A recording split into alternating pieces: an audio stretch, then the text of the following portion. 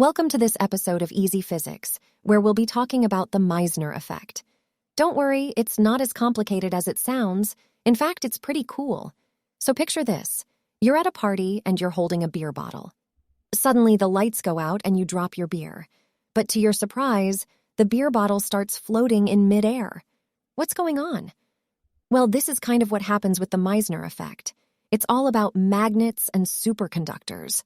Superconductors are materials that can conduct electricity with zero resistance, which means they can conduct electricity without losing any energy.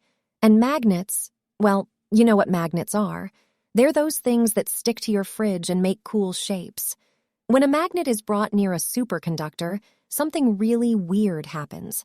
The superconductor expels all the magnetic field lines from its interior. It's like it's saying, "Get out of my house, magnet."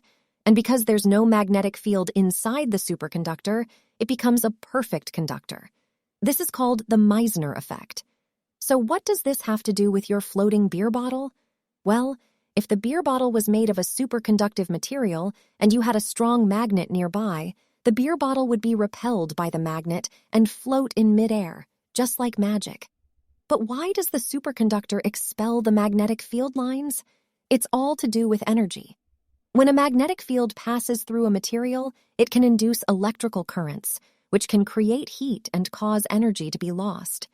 But in a superconductor, there's no resistance, which means there's no energy loss.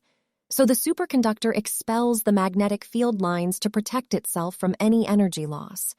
In conclusion, the Meissner effect is a pretty cool phenomenon that occurs when magnets and superconductors interact.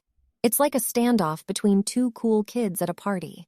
The superconductor says, "You can't come in here with your magnetic field." And the magnet says, "Fine, I'll just hover over here and make your beer bottle float." It's a battle of science, and we all win.